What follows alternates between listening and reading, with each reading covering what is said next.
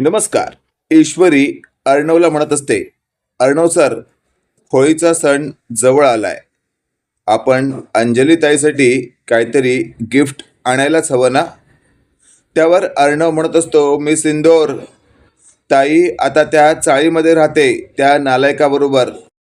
आपण त्या चाळीत जाऊन तिला गिफ्ट द्यायचं का? त्यावर ईश्वरी म्हणत असते, अर्णव सर, आपण ताईंना घरी बोलावूया. त्यावर ईश्वरीला अर्णव म्हणत असतो, तुला काय कळतंय की नाही? ताई आपलं हे घर सोडून त्या नालायकाबरोबर निघून गेली आहे त्या चाळीत. आता आपण बोलवलं तर ती ऐकेल का? त्यावर ईश्वरी म्हणत असते, अर्णव सर, वेळ एकसारखीच राहत नाही. त्यावेळेला ताईच्या मनात आपल्याविरुद्ध खूप राग होता. तोच राग आता कंटिन्यू असेल असं नाही ना. थोडाफार कमीसुद्धा झाला असेल. त्यांनासुद्धा आपली आठवण येतच असेल ना. मग आपलं कर्तव्य आहे, होळीच्या सणानिमित्त आपण त्या दोघांना इथे बोलवलं पाहिजे. त्यावर अर्णव म्हणत असतो, मी सिंदोर, डोकं फिरलंय का तुझं? त्या दोघांना बोलवीन तर फक्त ताईला, त्या नालायकाला अजिबात नाही. त्यावर ईश्वरी म्हणत असते, अर्णव सर शांत व्हा. तुमचा राग मी समजू शकते, पण तुमच्या एक गोष्ट का लक्षात येत नाहीये? ताईच्या मनात त्या नालायकाविषयी अपार प्रेम आहे. ताई त्या व्यक्तीच्या विरोधात काही ऐकून घेणार नाही. जोपर्यंत ताईला खरं काही कळत नाही तोपर्यंत आपल्याला ताईच्या कलेनेच चालावं लागणार आहे. हे वाक्य ऐकल्यावर अर्णव म्हणत असतो, अगदी बरोबर बोलतेस तू मी सिंदूर. मग काय करायचं आपण? त्यावर ईश्वरी म्हणत असते, आधी चला आपण त्या दोघांसाठी काहीतरी छान गिफ्ट घेऊन येऊया. आता ईश्वरीने सांगितल्याप्रमाणे अर्णवने 2 छान असे गिफ्ट मागवलेले असतात. आणि अशातच आपण पाहतोय, ईश्वरी अर्णवला म्हणत असते, अर्णव सर चला आता आपण या दोघांना जाऊन स्पेशली इन्व्हाइट करूया होळीच्या सणानिमित्त. त्यावर अर्णवचं संपूर्ण मन नसतं की त्या नालायकाला पुन्हा आपल्या घरात बोलवावं, तेही मानाने. पण ईश्वरी सांगत असते आणि ताईच्यासाठी फक्त अर्णव तयार झालेला असतो. आणि मग ते दोघं थेट त्या चाळीपर्यंत पोहोचतात. ईश्वरीने थेट अर्णवला म्हटलेलं असतं, अर्णव सर प्लीज आता तुम्ही खुश दिसले पाहिजे, नाहीतर ताईला असं वाटेल की तुम्ही स्वतःच्या इच्छेविरुद्ध मनाविरुद्ध आला आहात आणि मग आपला सगळा प्लॅन फ्लॉप होऊन जाईल. त्यावर मात्र अर्णवने खोटं हास्य चेहऱ्यावर आणत थेट आता तो अंजलीजवळ आलेला असतो आणि म्हणत असतो, ताई कशी आहेस तू? आता अंजलीलाही स्वतःला आवरता आलेलं नसतं आणि ती बोलू लागते, चिंटू तू आलास मला भेटायला? त्यावर अर्णव म्हणत असतो, हो ताई, तुझ्याशिवाय नाही करमत आणि तू अशी डिरेक्टली मला सोडून या चाळीमध्ये आलीस, तुला काहीच कसं वाटलं नाही? त्यावर अंजली म्हणत असते, चिंटू खरंच तुला वाटतंय मला तुमच्याशिवाय करमत असेल? पण माझा नाईलाज आहे. माझ्या नवऱ्याविरुद्ध तुम्ही जर खरंच दोघे उभे राहणार असाल तर मला माझ्या नवऱ्याबरोबर उभं राहणं भाग आहे. त्यावर लगेचच आता ईश्वरी म्हणत असते, ताई ते सगळं जाऊ दे, होळीचा सण जवळ आलाय. आता होळीनिमित्त आपण सगळे एकत्र होऊया. या तुम्ही दोघांनी पुन्हा एकदा मानाने त्या घरात प्रवेश करा. त्यावर अर्णवला आणि ईश्वरीला अंजली म्हणत असते, नाही, राहायला नाही, पण सणानिमित्त 2 तास येऊ शकतो. हे वाक्य ऐकल्यावर ईश्वरीने अर्णवला म्हटलेलं असतं, अर्णव सर चालेल, 2 तास तर 2 तास, पण ताई आणि त्या नालायकाला येऊ दे. अशातच आपण पाहतोय थेट अर्णव ईश्वरी आता अंजलीला भेटून घरी आलेले असतात. इकडे आपण पाहतोय दुसऱ्या दिवशी अंजलीने स्वतःच्या नवऱ्याला म्हटलेलं असतं, काय हो, मी काय म्हणते, ईश्वरी आणि चिंटू आले होते, त्या दोघांनी आपल्याला तिथे बोलवले होळीच्या सणानिमित्त. हे वाक्य ऐकल्यावर आता राकेश मनातल्या मनात म्हणत असतो, चला त्या निमित्ताने त्या कुबेरच्या घरात पुन्हा एकदा प्रवेश करायला मिळणार. मग त्या लंगडीला तिथे धक्का मारतो आणि मग तिला तिथेच ठेवतो, मग मलाही तिथे राहता येईल असा विचार राकेशच्या मनात आलेला असतो. आणि थेट अंजलीचं लक्ष राकेशकडे जातं. अंजली बोलू लागते, काय हो, कसला विचार करताय? कुठे हरवलात तुम्ही? तुमची इच्छा नसेल ना तर आपण नाही जायचं, मला तुमच्या इच्छेविरुद्ध नाही जायचं आहे. आणि अशातच राकेश म्हणत असतो, अगं वेडी आहेस का तू? असं काहीच नाही आहे, बघ होळीचा सण आहे, आणि त्यात जर दोन कुटुंब एकत्र येणार असतील ना, तर त्यापेक्षा आनंद मोठा कोणताच नाहीये. हां, आपण जाऊया, काळजी करू नकोस तू. आणि लगेचच राकेशने अंजलीला मिठीत घेतलेलं असतं आणि तो स्वतःच्या डोक्यात वेगवेगळ्या स्ट्रॅटर्जी आखत असतो. इकडे आपण पाहतोय आता अर्णवने या नालायक राकेशसाठी आणलेलं गिफ्ट वल्लरीने पाहिलेलं असतं आणि वल्लरी स्वतःशी बोलत असते. आता या राकेश आणि अर्णवमध्ये जर भांडण लावायचं आहे तर हा चांगला मौका आहे. आणि अशातच आता त्या वल्लरीने त्या गिफ्ट जागी सेम टू सेम दुसरं गिफ्ट मागवलेलं असतं आणि ते तिकडे ठेवलेलं असतं. होळीचा सण उजाडलेला असतो आणि त्या दिवशी थेट राकेश स्वतःच्या बायकोला म्हणजेच अंजलीला घेऊन आता अर्णव राजशिर्के यांच्या घरात प्रवेश करतो. मनात नसतानाही ईश्वरी आणि अर्णवने या नालायक राकेशचं स्वागत केलेलं असतं. अंजली मात्र खुश असते. राकेशला कळून चुकलेलं असतं, हे दोघं माझं स्वागत मनापासून करत नाहीयेत, पण त्याचा मला काही फरक पडत नाही. मला फक्त या धनदौलत असलेल्या कुबेराच्या घरात प्रवेश करायचा होता. तो तर प्रवेश झालाय.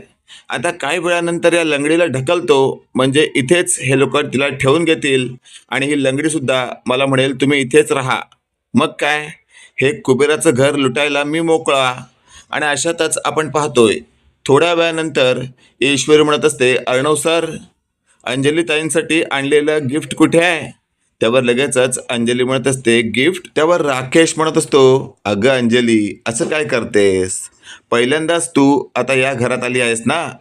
कुठेतरी आपण बाहेर गेलो होतो खूप दिवस त्यानंतर. मग तुझा भाऊ तुला गिफ्ट देणारच आणि काहीतरी मोठं देणार, हे मात्र निश्चित. आणि अशातच आपण पाहतोय अंजलीच्या हातात अर्णवने एक गिफ्ट ठेवलेलं असतं. तो डायमंडचा नेकलेस असतो. तो नेकलेस जेव्हा अंजलीने पाहिलेला असतो, अंजली म्हणत असते, चिंटू, हे काय आहे? इतकं महागडं गिफ्ट द्यायची काय गरज होती? त्यावर लगेचच आता राकेश म्हणत असतो, अगं कुठं महाग आहे? त्याच्यासाठी काही महाग नाही आहे. त्याने तुला प्रायव्हेट जेट दिलं ना, तरी ते तुला खूप महाग वाटेल, पण त्याच्यासाठी 1-2 रुपयाची वस्तू आहे, असं आहे ते. हे वाक्य ऐकल्यावर मात्र आता अंजली म्हणत असते, अहो काय बोलताय तुम्ही? आणि अशातच आपण पाहतोय मागचा पुढचा विचार न करता आता ईश्वरी थेट अर्णवला म्हणत असते, अर्णव सर, जिजूंसाठी पण तुम्ही गिफ्ट आणलंच असेल ना, ते आणा. त्यावर लगेचच आता राकेशच्या हातात अर्णवने ते गिफ्ट दिलेलं असतं जे अर्णवने मागवलेलं असतं, पण ते वल्लरीने बदललेलं असतं. वल्लरीचं गिफ्ट आता राकेशच्या हातात असतं आणि राकेशही ते गिफ्ट आता लगबगीने उघडायला लागतो. राकेश स्वतःशी बोलत असतो, या लंगडीला डायमंडचा नेकलेस दिलाय, मला पण बहुतेक सोन्याचा तरी नक्कीच दिला असेल. आणि अशातच आता जेव्हा राकेश तो बॉक्स उघडतो आणि बॉक्स उघडल्या त्यातून जोरात स्प्रे होऊन संपूर्ण काळा कलर राकेशच्या थोबाडाला लागलेला असतो आणि ते दृश्य अगदी पाहण्यासारखं असतं. अशातच आता ईश्वरी आणि अर्णवही एकदम शॉक होतात. पण अंजलीला मात्र या घटनेचा खूपच राग आलेला असतो. अंजली लगेचच बोलू लागते, काय आहे हे सगळं? त्यावर लगेचच आता राकेश म्हणत असतो, पाहिलं संजय, या दोघांनी काय केलं? या दोघांनी आपला अपमान करण्याची एकही संधी सोडलेली नाहीये. त्यावर मात्र आता ईश्वरी म्हणत असते, अर्णव सर, हे सगळं काय आहे? हे असं कसं झालं? त्यावर राकेश म्हणत असतो, गप्पा बसा. तुम्ही दोघांनी आधीच ठरवलं होतं माझा अपमान करायचा, म्हणून तुम्ही दोघांनी माझ्यासाठी असं गिफ्ट निवडलं. त्यावर मात्र अर्णव म्हणत असतो, नाही ताई, असं काही आम्ही केलेलं नाहीये. हे कसं झालं माझं मलाच कळत नाहीये. आता वल्लरी मागे उभं राहून सगळं काही ऐकत असते आणि ह्या सगळ्या गोष्टीची मजा घेत असते. अशातच आपण पाहतोय मागचा पुढचा विचार न करता आता अंजली बोलू लागते, खरंच मी या घरातून निघून गेले होते तेच योग्य होतं. आता पुन्हा या घरात पाऊल ठेवणार नाही, कारण माझ्या नवऱ्याचा अपमान करायची एकही संधी तुम्ही लोक सोडत नाही. आता तर मी तुम्हाला माझा चेहरा कधीच दाखवणार नाही, असं जोरात आणि रागात अंजलीने म्हटलेलं असतं. अंजली राकेशला म्हणत असते, राकेशजी, नका काळजी करू तुम्ही, मी आहे तुमच्या बरोबर. या दोघांनी आज जे काही केलंय ना, त्याला कदापि माफी नाही. हे वाक्य ऐकल्यावर मात्र आता थेट ईश्वरी म्हणत असते, अंजली ताई, प्लीज ऐकून घ्या. पण अंजलीने काही एक ऐकलेलं नसतं आणि अंजली स्वतःच्या नवऱ्याला घेऊन तिथून बाहेर पडते. त्यावेळेला राकेशही म्हणत असतो, बघून घेईन तुम्हा दोघांना. आणि अशातच आता ते दोघं तिथून निघून गेलेले असतात. आणि तेवढंच आपण पाहतोय, रात्री ईश्वरी अर्णवला म्हणत असते, अर्णव सर, मला या सगळ्यामागे काहीतरी गडबड वाटते. तुम्ही मागवलेलं गिफ्ट आपण राकेशना दिलं, पण राकेशच्या हातात जे गिफ्ट होतं ना ते वेगळं होतं. याचा अर्थ गिफ्ट कुणीतरी बदललेलं आहे.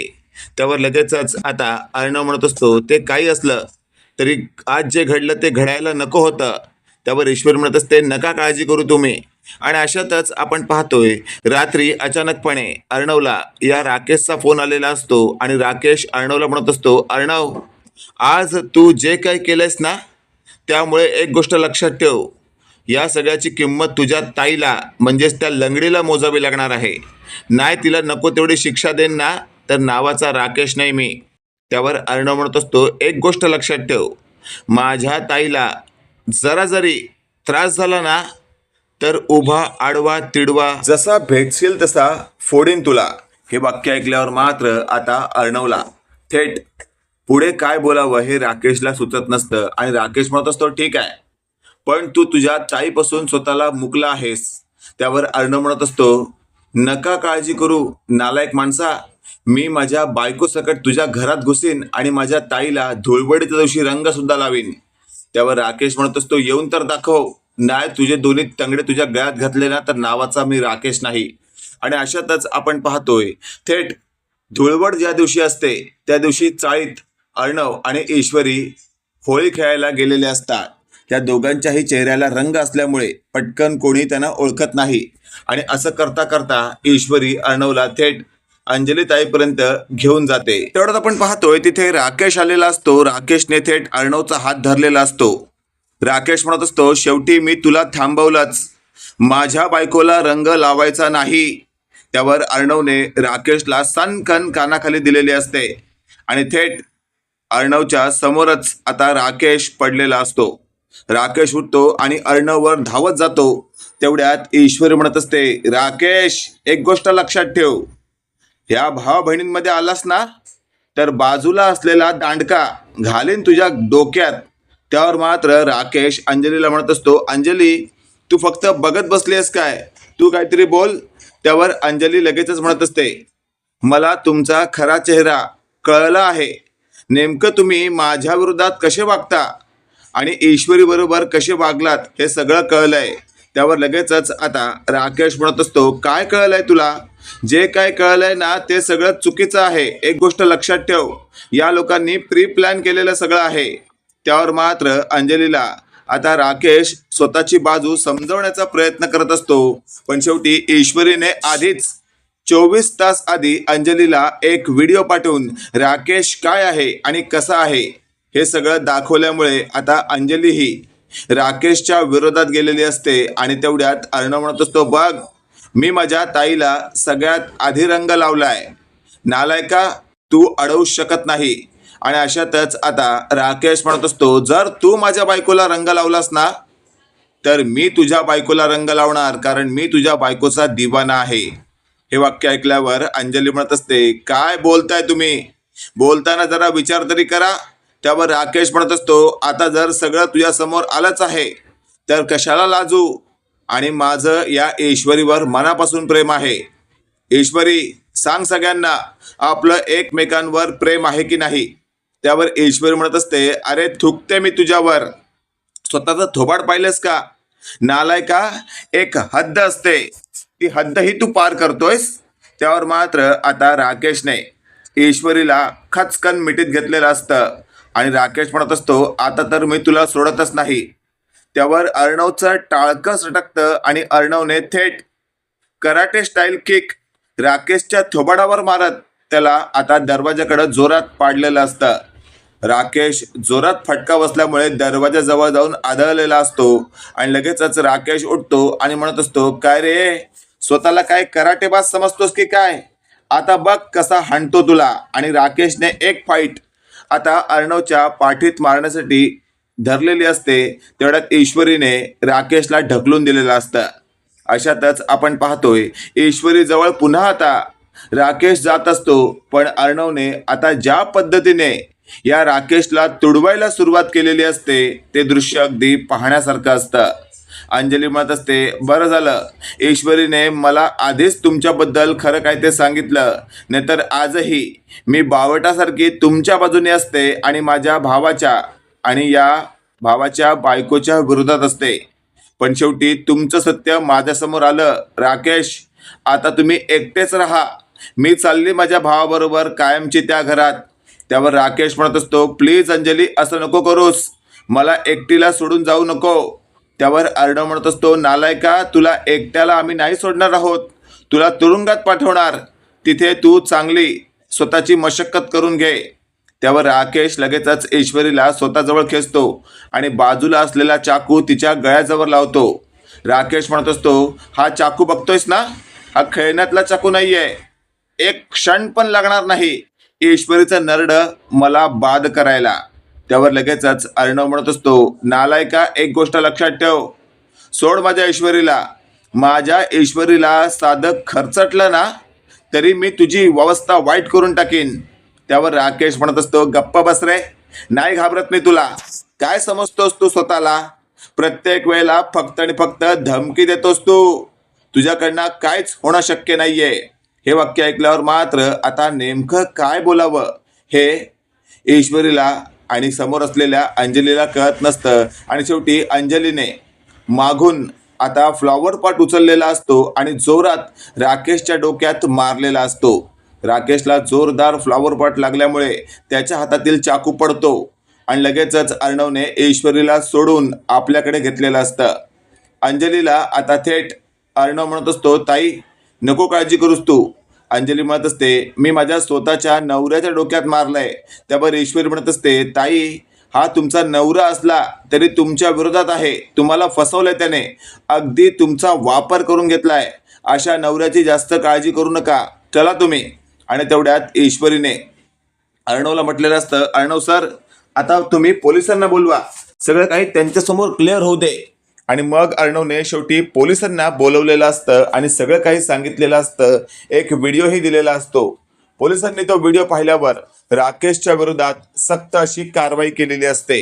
मित्रांनो, तुम्हाला काय वाटतंय, या नालायक राकेश बरोबर नेमकं पोलिसांनी काय केलं पाहिजे, किंवा अर्णवने याला कुदवून असं तुडवून बांधून ठेवलं पाहिजे, का शेवटी त्याला कुठल्या मोठ्या जंगलात नेऊन सोडलं पाहिजे वाघाच्या तावडीत? काय वाटतं तुम्हाला ते कमेंट करून नक्की कळवा. आणि असेच नवनवीन अपडेट पाहण्यासाठी व्हिडिओला लाईक आणि चॅनलला नक्की सबस्क्राईब करा. धन्यवाद.